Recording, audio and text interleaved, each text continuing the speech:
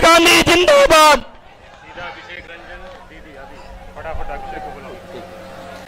साथियों, जितने लोग साइड खड़े वो इस बीच ग्राउंड में आ जाए।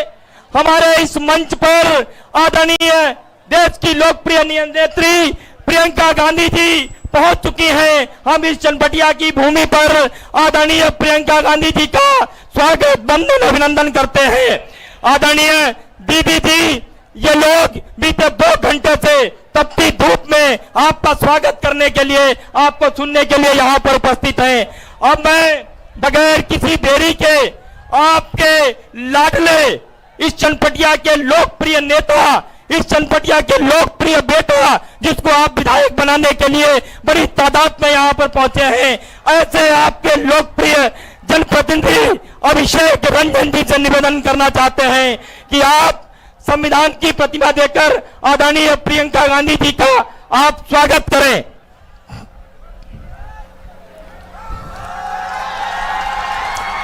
मैं इब्राहिम रॉय मनी जी, अभिषेक रंजन जी, आनंद प्रकाश चौबे जी और शिव पुजारी जी से कहूंगा कि एक बार माला उठाकर के दीदी का स्वागत करें। एक बार आप नारा लगाते रहिए, प्रियंका गांधी जिंदाबाद, महागठबंधन जिंदाबाद, प्रियंका गांधी जिंदाबाद। साथियों, आदरणीय प्रियंका गांधी जी का स्वागत हो रहा है। आप लोग हाथ उठा करके उनको आश्वस्त करें इस बात के लिए। एक बार जोरदार नारे के साथ, प्रियंका गांधी जिंदाबाद। मैं अभिषेक रंजन जी से निवेदन करना चाहता हूं कि आप आकर के अपनी इस चनपटिया की देवतुल्य जनता को अपने इस तन्नीन भाव के साथ अपने भावों को प्रकट करते हुए इनको संबोधित करने का काम करें। आप आइए और अपने संबोधन को दीजिए अभिषेक रंजन जी।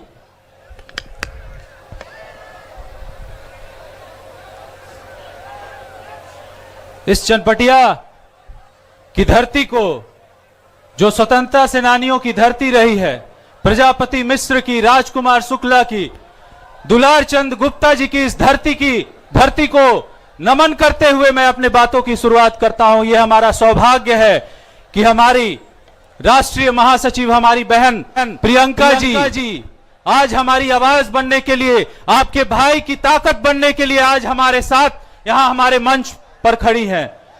मंच पे उपस्थित कृष्णा एलवेरू जी, सदर के पूर्व विधायक और लोकसभा प्रत्याशी मदन मोहन तिवारी जी और इब्राहिम मनी रॉय जी और तमाम महागठबंधन के सभी नेताओं का वंदन, अभिनंदन और चंदन करते हुए, साथ ही मेरे सामने चनपटिया विधानसभा के जितने भी आम आवाम हमारी मतदाताएं हैं, उन्हें मैं प्रणाम करता हूं, उनका अभिवादन करता हूं।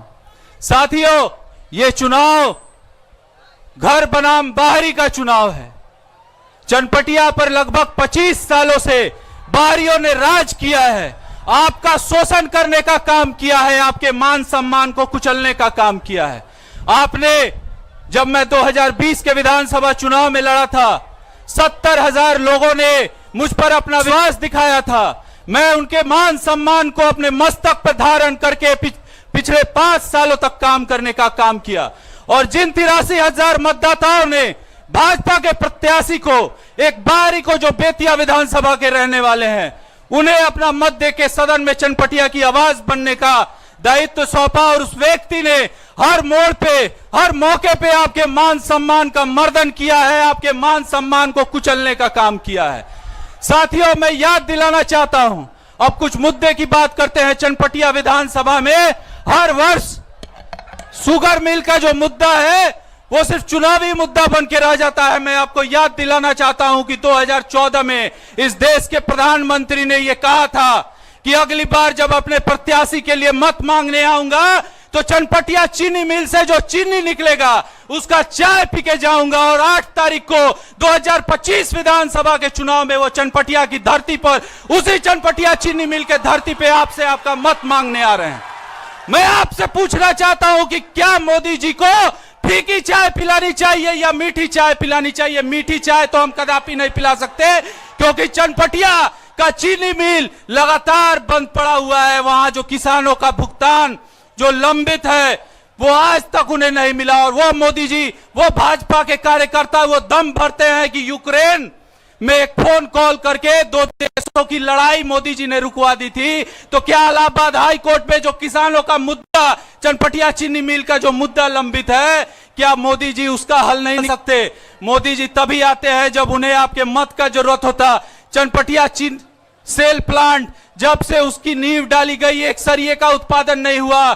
चनपटिया में जो स्टार्टअप जोन का जो बिहार सरकार दम भरती है, आज 70% उसके व्यवसायी एनपीए की कगार पे हैं। चनपटिया के जो किसान हैं, ये उमाकांत सिंह आपका शोषण करके आपने ही उन्हें नाम दिया है मकान सिंह का।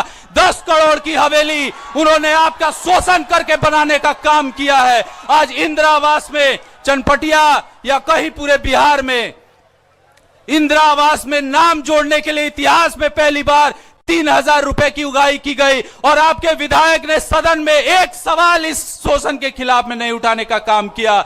जितने भी गरीबों को लाभान्वित करने वाली योजनाएं हैं, चाहे वो वृद्धा पेंशन हो, विकलांगी पेंशन हो या फिर विधवा पेंशन हो, उन सब में जब तक आप रिश्वत नहीं देते हैं, ब्लॉक और अंचल कार्यालय में आपका कार्य नहीं होता है। मैं आपको विश्वास दिलाना चाहता हूं कि ये चनपटिया इस बार अभिषेक रंजन चुनाव नहीं लड़ रहा, इस बार कांग्रेस पार्टी चुनाव नहीं लड़ रही, ये चनपटिया की जनता का चुनाव है। मैंने पहले भी कहा था कि मैं अपना सिंबल, मेरी पार्टी ने जो मुझ पर दोबारा विश्वास किया है और मुझे अपना सिंबल प्रदान किया है, इस विधानसभा में अपना चेहरा बनाया है, मैंने वो सिंबल चनपटिया के मतदाताओं को समर्पित किया है।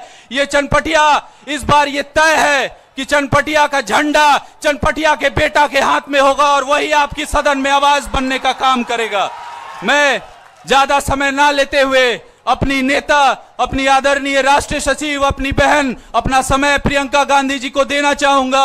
वे अपनी बातों को रखे और चनपटिया के तमाम मुद्दों पे प्रकाश डालने का काम करें। बहुत बहुत धन्यवाद। आपका बहुत बहुत धन्यवाद अभिषेक रंजन जी। मैं आप सबों से एक निवेदन करना चाहता हूं कि आदरणीय प्रियंका गांधी दीदी को मंच पर बुलाने से पहले एक बार सब लोग ऊपर हाथ उठा करके उनको आश्वस्त करें। और मैं एक नारा देता हूं, प्रियंका गांधी जिंदाबाद, प्रियंका गांधी जिंदाबाद।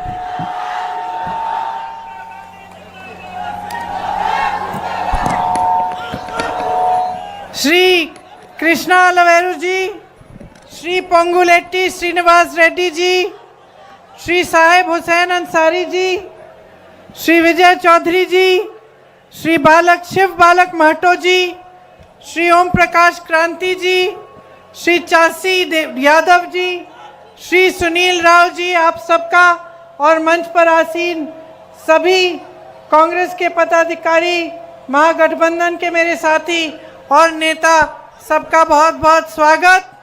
हमारे यहाँ से उम्मीदवार श्री अभिषेक रंजन जी, आपका भी यहाँ स्वागत। आप बैठ जाइए, मैं बुला लूँगी। और मेरे भाई और बहनों, कितने समय से इंतजार कर रहे हो? आज धूप है काफी, तंबू नहीं लगा है ना?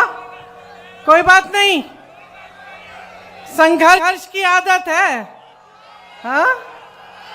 मुश्किल झेलने की आदत है। किसने आदत डलवाई? किसने आदत डलवाई? ये जो 20 साल से जो सरकार चल रही है ना बिहार में, उसी ने ये आदत डलवाई है आपको कि आपका जीवन सिर्फ संघर्ष है। आपके जीवन में मुश्किलें बढ़ती चली जा रही हैं। आपके लिए सरकार कुछ करती नहीं है, कोई सहायता नहीं मिलती। ये एक महान धरती है, आपकी महान धरती है। शायद आपको आज के दिन इसका एहसास नहीं होगा, लेकिन हमें एहसास है कि ये जो धरती है, यहीं से हमारी आज़ादी की लड़ाई शुरू हुई। यही चंपारण की धरती, और इसकी महानता ये है कि आपके पूर्वज जो किसान थे, उन्होंने महात्मा गांधी को प्रेरित किया कि यहाँ आओ और यहाँ से एक आंदोलन शुरू करो और इस साम्राज्य को शिकस्त दो। यहाँ से, चंपारण से। ये है आपकी महानता। और आप इसमें से दो चीजें समझ सकते हो इस बात से। एक, कि आपके पूर्वजों की और आपकी इस धरती की महानता क्या है। सोच लो, उस समय फोन नहीं था, उस समय गाड़ी से नहीं आते थे लोग, उस समय यहां पहुंचना मुश्किल था, यहां की बात वहां तक पहुंचनी मुश्किल थी।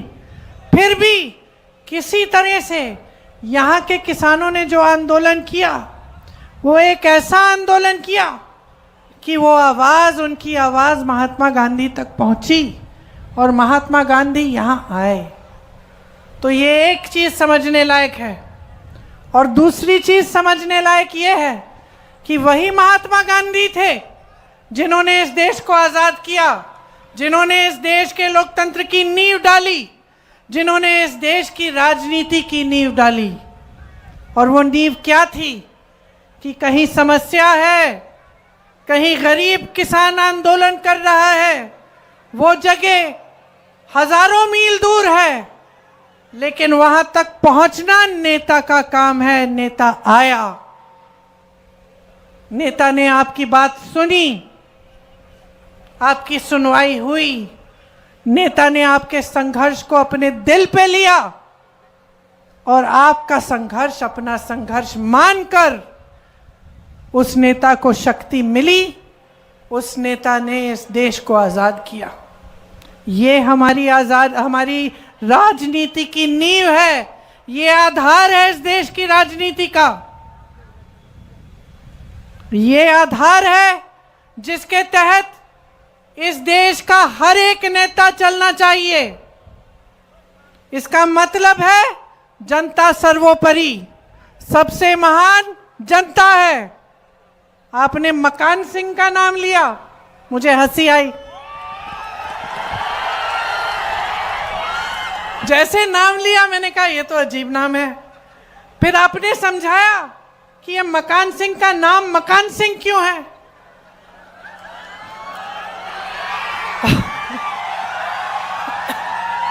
और बिहार में आज के दिन कितने ऐसे मकान सिंह होंगे,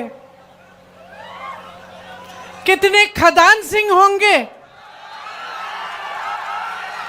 कितने ठेकेदार सिंह होंगे जो आप लूट रहे हैं, जो आपको लूट रहे हैं, जिन्होंने समझा नहीं कि इस देश की राजनीति क्या होनी चाहिए, जिन्होंने समझा नहीं कि महात्मा गांधी किस लिए लड़े, कि हम आजाद किस लिए हुए। इसलिए अपने संविधान के लिए ये लड़ाई लड़ी गई थी। ये लड़ाई वो लड़ाई जिसने आपको अधिकार दिए, शिक्षा का अधिकार, रोजगार का अधिकार, हर तरह का अधिकार, सबसे महत्वपूर्ण वोट का अधिकार आपको मिला। आज वही वोट का अधिकार खतरे में है। आज फिर से हम वही लड़ाई लड़ रहे हैं जो महात्मा गांधी जी लड़ रहे थे। आज एक अंग्रेजी साम्राज्य नहीं है, लेकिन मोदी जी का साम्राज्य है। आज एक ऐसा साम्राज्य है जिसमें अगर आप आवाज उठाते हैं आपको दबाया जाता है।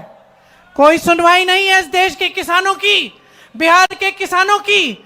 आज किसान खेती से कमा नहीं सकता। आज किसान खेती में दिन रात काम करता है, आंसू बहाता है, पसीना बहाता है, खून बहाता है, लेकिन कमा नहीं पाता है। ये मोदी जी का साम्राज्य है जिसने इतनी महंगी कर दी है, खेती के सारे सामानों को महंगा कर दिया है, इतनी महंगाई कर दी है कि किसानी में, खेती में कुछ नहीं रहा। ये मोदी जी का साम्राज्य है जिसमें आपको अपने उपज का दाम नहीं मिलता, जिसमें आपको सही न्यूनतम समर्थन मूल्य नहीं मिलता, जिसमें खाद समय से नहीं मिलती, जिसमें आप अकेले संघर्ष करते हो। और इन्हीं का साम्राज्य है जिसमें किसान कर्ज लेता है, कर्ज देते देते उसका पूरा जीवन निकल जाता है। उसकी बेटी की शादी होती है, उसको कर्ज लेना पड़ता है। कर्ज का ब्याज देते देते कमर टूट जाती है। ये मोदी जी का साम्राज्य जिसमें आपकी कोई सहायता नहीं होती, आपका जो लोन है, आपका जो कर्ज है कभी माफ नहीं होता। लेकिन बड़े बड़े सेठों का, अंबानी जी का, अडानी जी का लाखों करोड़ का लोन माफ होता है। ये मोदी जी का साम्राज्य है, जिसमें जो बिहार की शिक्षा व्यवस्था थी जो मजबूत थी, जिससे आईएएस ऑफिसर जाते थे पूरे देश में, आईपीएस, आईएफएस, आज ठप हो चुकी है। बड़ी बड़ी बातें करते हैं मंच पर आकर, लेकिन दिखाने को क्या है? कौन सा नया कॉलेज बनवाया, कौन सी नई यूनिवर्सिटीज, विश्वविद्यालय बनवाए? ऊपर से नौजवान को शिक्षित करने के लिए आप सब कमर तोड़ते हैं, संघर्ष करते हैं, कर्ज लेते हैं, क्योंकि मैं जानती हूं कि आप में से एक ऐसा नहीं है जो ये नहीं चाहता कि अपना बच्चा अपने से ज्यादा तरक्की करे। एक ऐसा नहीं है। गरीब से गरीब परिवार में जाओ, दूर दराज इलाके के गांव में जाओ, वहां के लोग कहेंगे सबसे पहला लक्ष्य क्या है? बच्चों को पढ़ाना है, बच्चों को शिक्षित करना है, बच्चों को रोजगार दिलवाना है, ताकि बच्चे अपने पैरों पे खड़े हो पाएं। लेकिन ये मोदी जी का साम्राज्य है, इसमें यहां बिहार की जो शिक्षा की व्यवस्था है वो ठप हो चुकी है। क्या कह रहे हैं?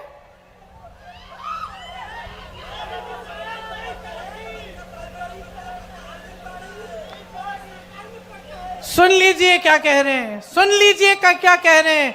किस तरह की व्यवस्था हो गई है बिहार की शिक्षा की। ये मैं नहीं कह रही हूं, ये आपकी आवाज है, लेकिन सुनने वाला नहीं है आपकी आवाज को, कोई सुनने वाला नहीं है।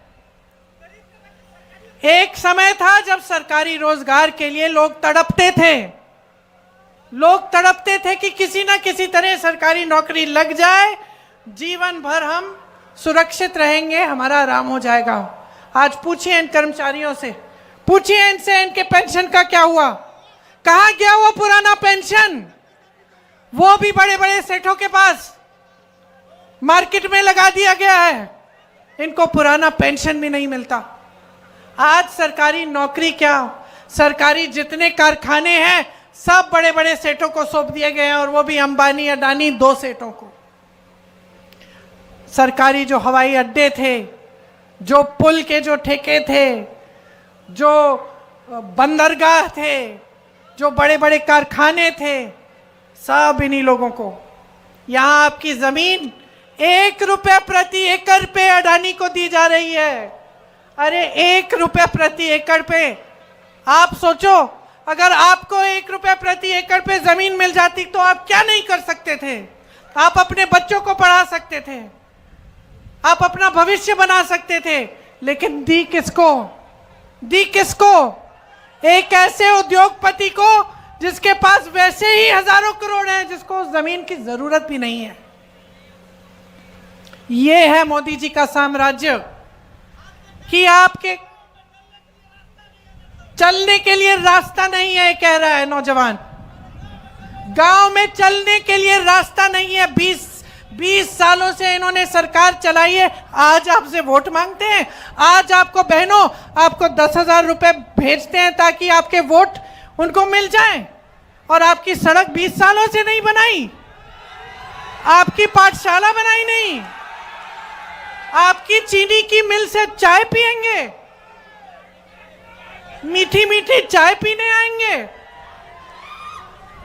कितने साल गुजर गए, चीनी मिल ठप का ठप पड़ा हुआ है, बंद का बंद पड़ा हुआ है। ये है हालत आपकी। ये है मोदी जी का साम्राज्य कि बिहार में अपना मुख्यमंत्री है आपका, लेकिन उसकी भी सुनवाई नहीं है। नीतीश कुमार जी की आज कोई सुनवाई नहीं है। मोदी जी बड़े चिंतित हो रहे थे कि अरे कांग्रेस पार्टी की पोस्टर देखो, इसमें तो तेजस्वी जी को बौना बना रखा है, या तेजस्वी जी के पोस्टर देखो, इसमें राहुल गांधी को बौना बना रखा है। बहुत चिंता है इनको भाई राहुल गांधी जी के भविष्य की, तेजस्वी जी के भविष्य की आपकी चिंता नहीं है। कमाल है, देश के प्रधानमंत्री हैं, देश के मुख्यमंत्री को तो मंच पे लाते नहीं है अपने साथ, दूसरी पार्टियों के पोस्टर को देखने में समय व्यर्थ कर रहे हैं। अपना समय उनको किस चीज में डालना चाहिए था? किस चीज में? यहां बिहार में देश के सबसे ज्यादा नौजवान हैं, सबसे ज्यादा नौजवान इस प्रदेश में, सबसे संघर्षशील नौजवान इस प्रदेश में। कन्याकुमारी से लेकर कश्मीर तक जहां जहां जाओ, जहां मजदूर दिखेंगे, जहां कोई काम करता हुआ दिखेगा, पूछोगे कि भाई कहां के हो, बोलेगा मैं बिहार का हूं। और मोदी जी आपको रोजगार देने के बजाय दूसरी पार्टियों की पोस्टर पे टिप्पणी कर रहे हैं, और यहां आकर हर चुनाव में आपसे कहते हैं कितने पैसे दूं, 50 करोड़ दूं, 75 करोड़ दूं। मैं तो कहती हूं कि भैया मत दो, अब छोड़ दो, झूठी बातें मत बोलो, ये सब मत कहो, हमें सुनना नहीं है किसी को, सब थक गए हैं। हर चुनाव में आप कहते हैं ये दूंगा वो दूंगा, कुछ देते ही नहीं है। चुनाव से पहले 10,000 रुपए निकालना शुरू, ताकि वोट मिलेगा। अरे 20 सालों से क्यों नहीं दिए? 20 सालों से इन्होंने वो 50 करोड़, 75 करोड़, 100 करोड़ क्यों नहीं दिए? वो 50 करोड़ अगर देते तो ये चीनी का मिल चल जाता, तो आप घर बुलाते मोदी जी को, चाय पिलाते मोदी जी को। सिर्फ चुनाव के समय, सिर्फ चुनाव के समय आपकी बात होती है, बाकी 5 सालों में अडानी की बात होती है, अंबानी की बात होती है। यहां मेरी बहनें बैठी हैं, खड़ी हैं यहां। सबसे बड़ा संघर्ष आपका है, सबसे ज्यादा संघर्ष आप करती हो। ये नौजवान लड़कियां जो यहां खड़ी हैं, पढ़ने के लिए भी तुमने संघर्ष किया होगा, कल रोजगार चाहिए होगा, संघर्ष करोगी।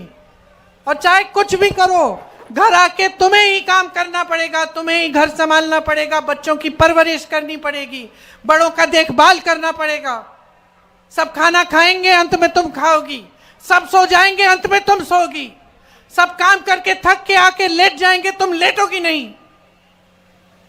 और तुम्हारे लिए क्या है? चुनाव के समय घूस, यही है। बाकी 5 सालों में कुछ नहीं। तुम्हें आगे बढ़ाने के लिए क्या किया? तुम्हें रोजगार देने के लिए क्या किया? तुम्हें मजबूत बनाने के लिए क्या किया? कुछ नहीं किया, खुद कर रही हो, कोई सहायता नहीं है। समाज से भी मुश्किल होती है, समाज भी सहायता नहीं करता, सरकार भी सहायता नहीं कर रही है। अब उनको दिखने लग गया है कि महिलाएं जो है इकट्ठी हो रही हैं, समझदार हो गई हैं, समझती हैं कि उनके वोट में शक्ति है, तो चलो चुनाव के पहले दे देते हैं 10,000 रुपए। आज ये परिस्थितियां हैं आपकी, ये परिस्थितियां हैं कि आपके सामने देश के बड़े से बड़े नेता आकर झूठ बोलते हैं। बिल्कुल सही बोला, अगर देश बचाना है, देश चलाना है, तो ये सरकार हटानी पड़ेगी। अगर अपना भविष्य बनाना है, तो ये सरकार हटानी पड़ेगी। आपसे हर परिवार में से कम एक सदस्य पलायन करके जाता होगा। कोई समझता है कि इसका मतलब क्या है?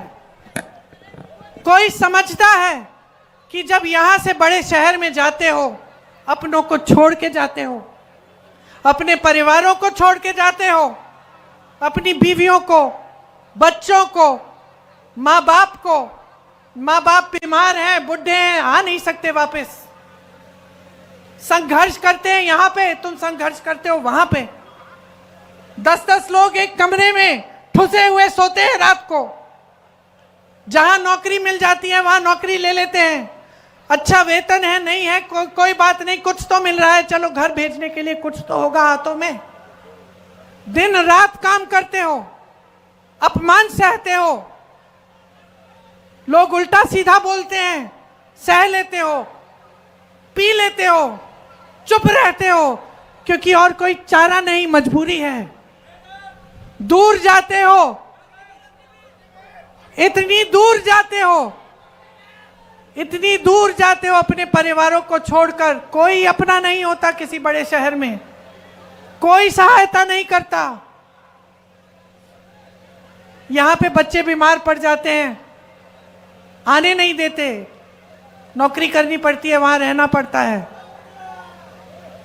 कोई समझता है कि दर्द क्या है आपका, कि जब तक नौकरी खत्म करके आओगे बुजुर्ग हो जाओगे, छुट्टियों में दिखेगा तुम्हारा परिवार, यहां कुछ नहीं मिलने वाला। यह है दुख तुम्हारा, सबसे बड़ा दुख है। मैं उस पर आ रही हूं।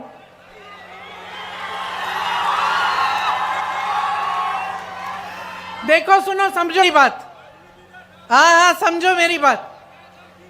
पहले रोजगार कहां से मिलता था? सबसे पहले सुन लो ध्यान से, सबसे पहले खेती किसानी से मिलता था। खेती करते थे, पैसे कमा लेते थे, खेती में रोजगार भी बन जाता था, मजदूरी भी लग जाती थी। आज उसमें पैसे नहीं रहे, कमाई नहीं रही, मुश्किल ही मुश्किल है, सरकार की मदद नहीं है, तो चलो वहां से रोजगार नहीं मिल रहा है। दूसरा, बड़े बड़े सरकारी कारखाने होते थे, सरकारी नौकरी मिलती थी। आज क्या होता है? सरकारी कारखानों में भी ठेकेदारी से नौकरी मिलती है कि नहीं? और जो बचे थे बड़े बड़े कारखाने, बड़े बड़े उद्योग, वो बड़े बड़े उद्योगपतियों को देकर उनका निजीकरण कर दिया है। तो निजीकरण से ना आरक्षण मिलता है और ना रोजगार मिल रहा है। तो दूसरा जो तरीका था जिससे आपको रोजगार मिलता था, वो भी खत्म। तीसरा, आपको सेना में भर्ती होने से मिलता था, फोर्सेस में मिलता था। मैंने यूपी में काम किया है, यूपी से लगा हुआ है बिहार। सुबह 4 बजे मैं देखती थी गांव में नौजवान दौड़ लगा रहे हैं, इतने बच्चे दौड़ लगा रहे हैं। एक बार 4 बजे थे रात के, सुबह के, और मैंने देखा कि कुछ लड़के एक झुंड बना के दौड़ रहे आ रहे हैं। तो मुझे लगा कि भाई, मुझे तो पुलिस पकड़ रही थी उस समय, क्योंकि मैं प्रदर्शन कर रही थी तो मैं पुलिस से बच के जा रही थी। रास्ते में देखा कि 8-10 लड़के आ रहे हैं, तो मैंने कहा ये क्या कर रहे हैं 4 बजे सुबह? पूछा अपने साथियों से कि क्या कर रहे हैं 4 बजे सुबह ये लोग। यहाँ मेरे यूपी के साथी बैठे, कहा कि दीदी ये तो दौड़ लगा रहे हैं, प्रशिक्षण कर रहे हैं, क्योंकि सेना के लिए, भर्ती के लिए एग्जाम देंगे, फिजिकल देंगे।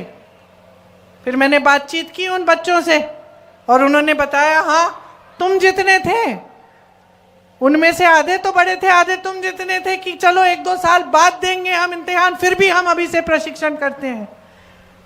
इतना चाहते थे लोग कि हम सेना में जाएंगे, और उसमें सिर्फ नौकरी की, रोजगार की बात नहीं थी, उसमें देशभक्ति की बात भी है। क्या किया इन्होंने? अग्निवीर ले आए। 4 साल सेना में जाओ, उसके बाद घर बैठो बेरोजगार। ये स्कीम लाए, और जनता को इतना बेवकूफ समझ रखा है कि जब ये स्कीम लाए तो मोदी जी ने इस स्कीम का ऐसा ऐलान किया कि भगवान जाने कौन सी बढ़िया चीज ला रहे हैं आपके लिए। और कर क्या रहे थे? सेना को कमजोर कर रहे थे, आपको कमजोर कर रहे थे। तो समझ लीजिए, जहां जहां से रोजगार मिलता था सब खत्म कर रहे हैं, सब बड़े बड़े उद्योगपतियों के हाथ जा रहा है। शिक्षा के संस्थान बन नहीं रहे हैं, अस्पताल नहीं है ठीक ढंग के इलाज के लिए, प्राइवेट में जाना पड़ता है। प्राइवेट में फीस जानते हैं कितनी है? आप जानते हो, बड़े बड़े नेता जानते हैं कि नहीं मुझे मालूम नहीं, आप जानते हो। क्योंकि जब कोई किसी बड़ी बीमारी से इसका सामना करना पड़ता है, आपको कर्ज लेना पड़ता है। यह है परिस्थिति आज आपकी, इस महान प्रदेश की, जिसने इस देश को बनाया है, जो आज भी इस देश का निर्माण कर रहा है, कन्याकुमारी से लेकर कश्मीर तक। मेरे भाई यहां आए यात्रा करने के लिए वोट चोरी के खिलाफ।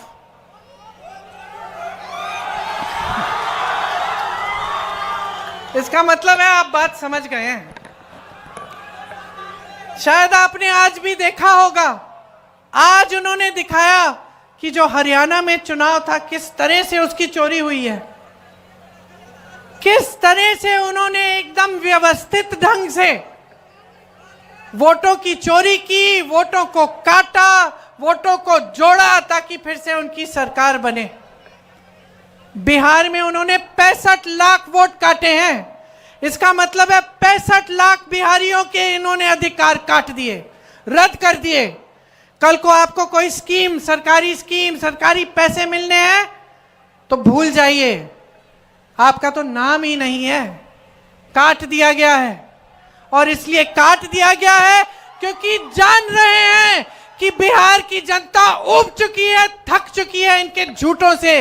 बिहार की जनता बदलाव चाहती है, बिहार की जनता एक नई सरकार चाहती है, बिहार की जनता अपना पुराना गर्व चाहती है, अपना रोजगार अपनी धरती पे चाहती है, अपने जो नौजवान को अपने बिहार में सशक्त करना चाहती है। महागठबंधन है हमारा, हमने आपके लिए सोचा है। हम चाहते हैं कि हमारी बहनें मजबूत बने। मुझे मालूम है कि आपको 10,000 रुपए दिए जा रहे हैं अभी चुनाव के पहले। इनकी बातों में मत पड़ो, समझदार हो, पैसे ले लो, कुछ अच्छा करो, उससे बचा लो, लेकिन वोट मत दो अपना, मत दो अपना वोट। अपना वोट तुम इन बच्चों के लिए दो, इन बच्चों के लिए जो दो कि अगर महागठबंधन की सरकार आएगी इन बच्चों का भविष्य बनेगा। हम हर गरीब महिला को हम 2500 रुपए हर महीने देंगे। हम हर गरीब परिवार को एक मकान और उसके साथ अज्ञातो मकान मिलेगा या 3 से 5 डिसमिल जमीन मिलेगी। जो जमीन मिलेगी वो महिलाओं के नाम होगी, आपके नाम होगी। हम समझते हैं कि देश का पैसा आपका पैसा है, आपके हाथों में वापस जाना चाहिए। महिलाओं के लिए कॉलेज बनवाएंगे, अच्छी शिक्षा की व्यवस्था कराएंगे। और मैंने इलाज की बात की, 25 लाख रुपए तक आपका इलाज मुफ्त में होगा। किसी को भी कोई भी बीमारी हो, चाहे कैंसर हो, चाहे हार्ट की बीमारी हो, चाहे लीवर की बीमारी हो, चाहे फेफड़े की बीमारी हो, 25 लाख तक आपका इलाज मुफ्त में होगा। ये काम हमने किया है। जहां कांग्रेस की सरकारें हैं वहां पे महिलाओं को हर महीने पैसे मिल रहे हैं। जहां कांग्रेस की सरकारें हैं वहां कर्ज माफ हुए हैं किसानों के। जहां कांग्रेस की सरकारें हैं वहां पे, जहां राजस्थान में सरकार थी वहां पे 25 लाख का इलाज मुफ्त में हुआ। मैं खुद मिली ऐसे लोगों से जिनके आंखों में आंसू थे।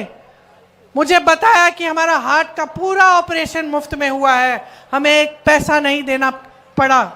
यही हम आपके लिए करना चाहते हैं।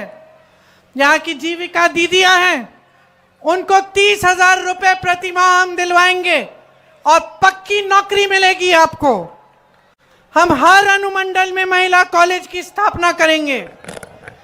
मेरी जो विधवा बहनें हैं, माताएं हैं, उनको 1500 रुपए का पेंशन मिलेगा, जो हर साल 200 रुपए बढ़ाया जाएगा। दिव्यांग पेंशन 3000 रुपए किया जाएगा। सामाजिक न्याय के लिए पंचायती राज और नगर निकायों में ईबीसी का आरक्षण 30% और दलित का आरक्षण 20% किया जाएगा। अति पिछड़ा वर्ग अत्याचार निवारण अधिनियम बनाया जाएगा, जिससे जो आज अति पिछड़ी जातियों और दलितों के ऊपर जो अत्याचार हो रहा है उसको बंद किया जाए। निजी शिक्षा संस्थानों में भी आरक्षण लागू होगा। इसके साथ साथ नौजवानों के लिए अगर आप अपना कोई छोटा सा कारोबार शुरू करना चाहते हैं तो आपके लिए सरकार 2 लाख रुपए देगी।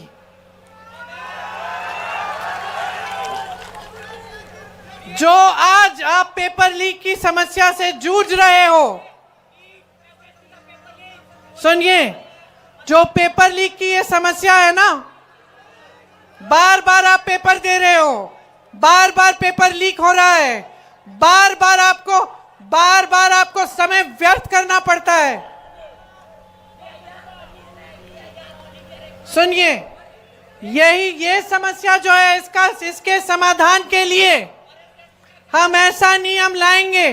सुन लो बेटा, सुनो, हम ऐसा नियम लाएंगे कि एक जॉब कैलेंडर बनेगा, एक जॉब कैलेंडर बनेगा जिसमें पेपर का डेट, रिजल्ट का डेट, नियुक्तियों का डेट पहले से तय होगा। किसी ने उसमें फेरबदल करने की कोशिश की तो उस पर सख्त कार्रवाई होगी।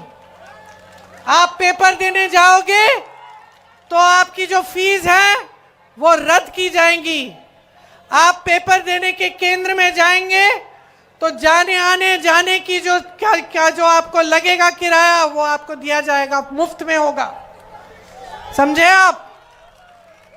और सरकारी नौकरियां जो आज खाली पड़ी हैं वो आपको दिलवाई जाएंगी। हर गरीब परिवार में जिसमें आज रोजगार नहीं है, उसमें कम से कम वो एक रोजगार देने का प्रयास हम करेंगे। जो सिलेंडर बहने आप इतना महंगा खरीद रही हो, उसको हम 500 रुपए का करेंगे। और हमने जहां जहां सरकार है वहां सिलेंडर का दाम हमने घटाया है। मैंने सरकारी कर्मचारियों की बात की, आपको पुराना पेंशन मिलेगा अगर हमारी सरकार आएगी बिहार में। मनरेगा में 300 रुपए प्रतिदिन मजदूरी मिलेगी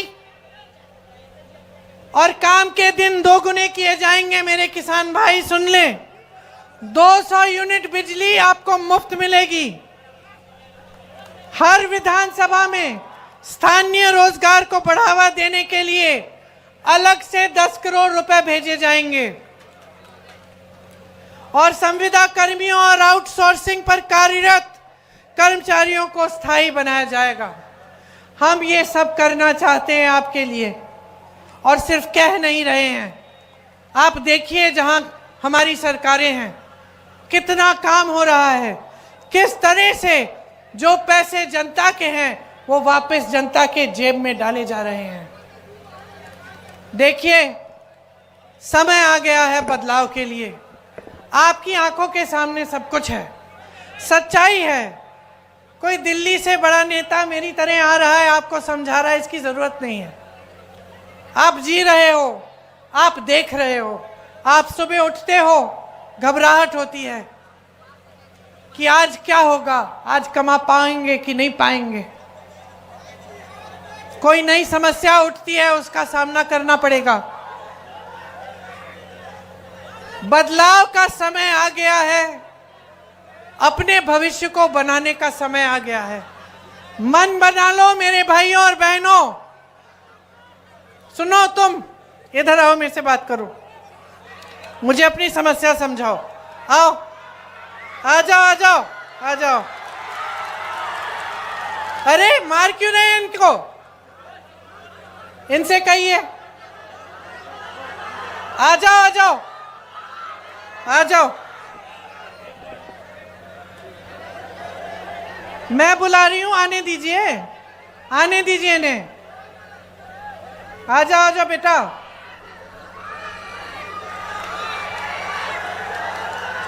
आ जाओ, शाबाश। आओ, ऊपर आओ। उसको पकड़ो मत। अरे कुछ नहीं, आने। इधर आओ। नाम क्या है तुम्हारे? आसिफ खान। ये देखो, ये है आसिफ, ये बिहार का नौजवान है। लड़ लड़ के वहां से आया मुझे अपनी समस्या बताने के लिए। ये है बिहार का नौजवान जो अपने अस्तित्व को समझता है, अपने अधिकारों को समझता है, जो लड़ता है अपने अधिकारों के लिए, जो समझ रहा है कि इसके साथ क्या हो रहा है आज। तो मैं कहना चाहती हूं, मेरे भाषण के बाद तो मुझे समझा लेना बात। मैं कहना चाहती हूं कि आप में जोश है, आप में काबिलियत है, आप में इस देश के सबसे ज्यादा नौजवान बिहार में हैं, आप में गर्व है अपनी धरती पे। अपनी जगह समझो इस देश में क्या है। आप आगे होने चाहिए, आप सर्वोपरि हैं, आप इस देश की जनता हैं, इस देश की शक्ति हैं, इस देश का लोकतंत्र हो। तुम समझ लो, आंखें खोलो और अपना भविष्य बदलो। महागठबंधन के एक एक उम्मीदवार को भारी से भारी बहुमत से जिताओ, ताकि आपका भविष्य बदले, ताकि आपकी जमीन फिर से खुशहाल हो, ताकि आपको रोजगार यहीं बिहार में मिले, ताकि आपके नौजवान खुश हों, उनमें आत्मविश्वास हो, आपके लिए कमा पाएं और इस बिहार को एक बार फिर बुलंद बना पाएं। एक बार मेरे साथ जोर से बोलिए, बिहार की धरती की, और जोर से, बिहार की धरती की जय, बिहार की धरती की जय। जय हिंद। बताओ।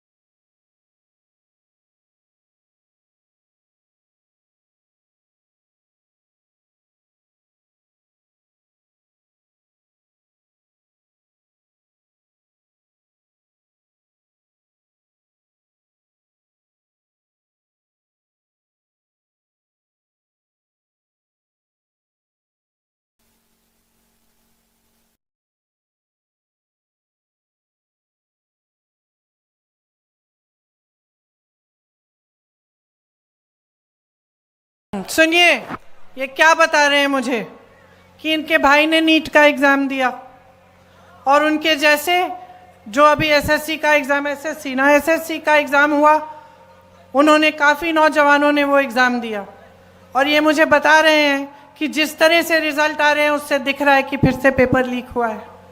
कह रहे हैं कि जब प्रदर्शन करने गए, अपने अधिकार मांगने गए, तो इनको पुलिस ने पीटा, कि प्रशासन ने दबाने की कोशिश की। जैसे यहाँ पे जब अपनी बात करने लगे तो आपने इनको रोका। पुलिस वाले मेरे साथी हैं, आपकी गलती नहीं है, आपकी गलती नहीं है, आप अपनी ड्यूटी कर रहे हैं। आपको बताया गया है कि आपकी ड्यूटी जनता की आवाज को दबाना है, ये बताया गया है। क्योंकि आपकी सरकार है वो ऐसी सरकार है जो जनता की आवाज सुनना नहीं चाहती है। मैं आपको एक बात बताना चाहती हूं, मेरे बचपन की बात है। मेरे पिताजी प्रधानमंत्री थे, मैं उनके साथ अमेठी गई। अमेठी उनका संसदीय क्षेत्र था। बैठ जाइए आप। मैं उनके साथ अमेठी गई, छोटी सी थी, 10-12 साल की थी, पीछे पीछे चलती थी। हम एक गांव में गए और मैं अपने पिता से डरती थी, क्योंकि मेरे पिताजी वो मतलब नियम के आधार पे चलते थे। हम कुछ गलत वलत करते तो खूब डांट खाते थे। पिताजी गांव के अंदर गए, मैं पीछे पीछे गई और एक महिला बड़ी जोर से उनको डांटने लग गई। मैं डर गई। मैंने सोचा ये महिला कैसे डांट रही है मेरे पिताजी को। अब आप सोचिए, मेरे पिताजी प्रधानमंत्री थे, गांव के अंदर गए, गांव की महिला ने उनको खूब डांटा कस के। क्यों? क्योंकि भैया तुम 7 महीने पहले आए थे, तुमने हमें कहा था कि यहाँ पे नल लगवाओगे। 7 महीने निकल गए हैं, तुम हमारे सांसद हो, तुम प्रधानमंत्री हो, अभी तक तुमने नल नहीं लगवाया। डांटा उन्होंने। तो मैंने सोचा, मैं छोटी सी थी, मैंने सोचा तो भैया अब तो पिताजी डांटेंगे, तो मैं और डर गई। पिताजी ने डांटा नहीं, डांटा नहीं, प्यार से बात किया, बोला बहन यहाँ आओ, समझाया कि इस नल को मैंने सैंक्शन कर लिया, इसमें समय लगता है, ये हो जाएगा, ये अगले 1-2 महीने में तुम्हारा नल लग जाएगा। जब हम गाड़ी में बैठे, मैंने पिताजी से पूछा कि पिताजी तुम्हें इस गांव की महिला ने बहुत डांटा, आपको गुस्सा नहीं लगा, गुस्सा नहीं चढ़ा? कहते बिल्कुल नहीं चढ़ा बेटी, क्योंकि ये मेरा कर्तव्य है, और जब वो मुझे डांटती हैं तो वो सही करती हैं, उनका अधिकार है, मेरा कर्तव्य है उनके लिए काम करना, मैं उनका सेवक हूं। तो अगर सरकार, देखिए मैं अपने पिता की प्रशंसा नहीं करने के लिए यहां खड़ी हूं, मैं आपको एक बात बता रही हूं, साधारण बात, कि उस समय बड़े से बड़े नेताओं की क्या मानसिकता होती थी। अगर जनता की समस्या है, इस लड़के की कोई समस्या है, इसके साथ गलत हो रहा है, ये प्रदर्शन कर रहा है, अपना अधिकार मांग रहा है, तो ये तो हमारी लोकतंत्र की सबसे बड़ी देन है, सबसे बड़ी मजबूती है, सबसे बड़ी शक्ति है। नेता को इसके सामने झुकना चाहिए, नेता को कहना चाहिए कि हाँ, हम तुम्हारी समस्या को का समाधान करने की कोशिश करेंगे। और जब नेता ऐसा होगा, जब सरकार ऐसी होगी, तब पुलिस भी ऐसी होगी, तब पुलिस आपको पीटेगी नहीं, तब पुलिस और प्रशासन भी आपको पीटेंगे नहीं, वो करने देंगे प्रदर्शन, खड़े रहेंगे। आप अपना प्रदर्शन करेंगे, वो खड़े रहेंगे, आप प्रदर्शन करके घर चले जाएंगे। तो इनकी गलती नहीं है, ये भी अपनी ड्यूटी कर रहे हैं, क्योंकि इनकी सरकार इनको कह रही है कि जाओ दबाओ इस प्रदर्शन को। तो समझ लीजिए कि बदलाव आपको हर स्तर पर चाहिए, आपको हर स्तर पर लाना है, आपको मानसिकता का बदलाव चाहिए, आपको सरकार जैसे चलती है उसमें बदलाव चाहिए, आपको भ्रष्टाचार खत्म कराने के लिए बदलाव चाहिए, आपको विकास लाने के लिए बदलाव चाहिए, आपको अपने भविष्य को मजबूत बनाने के लिए बदलाव चाहिए। बदलाव लाइए, आपके हाथों में है, आपके ही हाथों में है। बिहार को शक्ति दीजिए। धन्यवाद। जय हिंद।